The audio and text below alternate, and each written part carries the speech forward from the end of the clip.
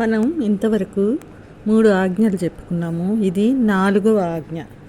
ద్వితీయోపదేశకాండము 5వ అధ్యాయము 12వ వచనం నుంచి మనం చూసుకుంటే, నీ దేవుడైన యెహోవా నీకు ఆజ్ఞాపించినట్లు విశ్రాంతి దినమును పరిశుద్ధముగా ఆచరించుము. 6 దినములు నీవు కష్టపడి నీ పని అంతయు చేయాలి. 7వ దినము నీ దేవుడైన యెహోవాకు విశ్రాంతి దినము.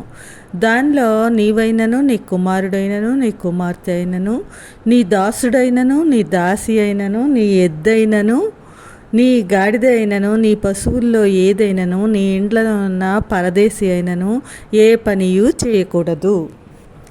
ఎందుకంటే నీవలే నీ దాసుడును నీ దాసీను విశ్రమింపాలి.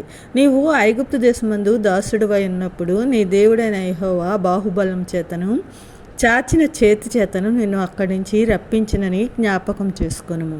అందుచేతను విశ్రాంతి దినం ఆచరింపవలనని నీ దేవుడైన యెహోవా నీకు ఆజ్ఞాపించను. ఈ ఆజ్ఞ చాలా వివరణాత్మకంగా ఉంది. ఎందుకు ఈ ఆజ్ఞను ఆయన ఇచ్చారో కూడా మోషే వివరంగా ఆ ఇశ్రాయేలీయుల ప్రజలకు చెప్పారు. ఈ విశ్రాంతి దినాన్ని పరిశుద్ధంగా ఆచరించాలి. 6 దినములు కష్టపడి పనిచేసిన తర్వాత 7వ దినమున విశ్రాంతి దినము.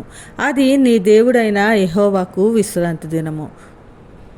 దానిలో నీవైనా, నీ కుమారుడైనను, నీ కుమార్తె అయినను, నీ దాసుడైనను, నీ దాసి అయినను, నీ పశువు అయినను, నీ ఇంట్లో ఉన్న పరదేశి అయినను ఏ పని చేయకూడదు. ఈ విశ్రాంతి దినం అనేది ఆయన చేసిన సృష్టిని జ్ఞాపకం చేసుకుంటూ మనం ఆచరించవలసిన దినము. ఈ భూమి ఆకాశాలను అందరి సమస్తాన్ని సృష్టించిన దేవుని యొక్క ఔన్నత్యాన్ని అబద్ధ దేవుళ్ళ నుంచి ఆయన్ను వేరు చేస్తుంది. 7వ దినాన్ని పరిశుద్ధంగా ఆచరించడము, ఆయన్ను ఆరాధించటము, పూజించడము జరగాలి. ఆయనకు చెందవలసిన సమస్త మహిమను ఆయనకు అందజేయాలి. ఆయన చెప్పిన ఈ 10 ఆజ్ఞల్లో ఈ ఆజ్ఞలో మాత్రమే ఆయన యొక్క సర్వాధికారాన్ని మనకు తెలియజేస్తుంది. ఆయన మాత్రమే అనంత జ్ఞాని, ఆయన మాత్రమే సర్వ సృష్టికర్త అని మనకు తెలియజేస్తుంది. ఇది దేవుని పట్ల మానవుడికున్న విశ్వసనీయతకు, భయభక్తులకు ఒక గుర్తుగా చెప్పవచ్చు. అలాగే ధర్మశాస్త్రము ఎవరి అధికారాన్ని బట్టి అమల్లోకి వచ్చిందో చెప్పే ఆజ్ఞ కూడా ఇది ఒక్కటే. ప్రతి మనిషి తన పనిని 6 దినముల్లో పూర్తి చేసుకొని 7వ దినాన అతడు చేయవలసింది ఏంటి అంటే, ఇతరులకు అవసరమైన కార్యాలు చేయాలి. అనారోగ్యంలో ఉన్నవారిని, కష్టాల్లో ఉన్నవారిని, బాధపడుతున్న వారిని పరామర్శించడం, వాళ్ళకి కావలసిన సహాయ సహకారాలు అందించడము, వీటిలో పాల్గొనవచ్చు. కానీ అనవసరమైన పనిని విధిగా మానాలి.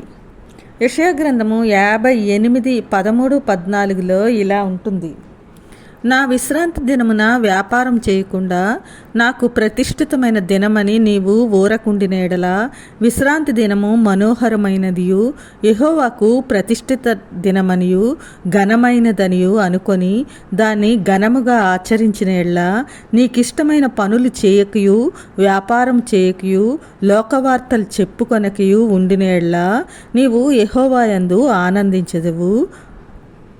దేశం యొక్క ఉన్నత స్థలముల మీద నేను నిన్నెక్కించెదను. నీ తండ్రి అయిన యాకోబు స్వాస్థ్యమును నీ అనుభవంలో ఉంచెదను. యెహోవా సెలవిచ్చిన వాక్కు ఇదే. విశ్రాంతి దినమును ఆచరించడం వల్ల ఆయన ఇచ్చే ఆశీర్వాదం ఇది. కాబట్టి ఈ లోక సంబంధమైన విషయాలు మన మనసులు ఆలోచించడం కూడా చేయకూడదు.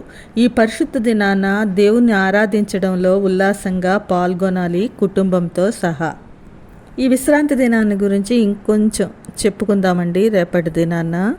అంతవరకు దేవుని కృప మనకు తోడై ఉండునుగాక. ఆమేన్.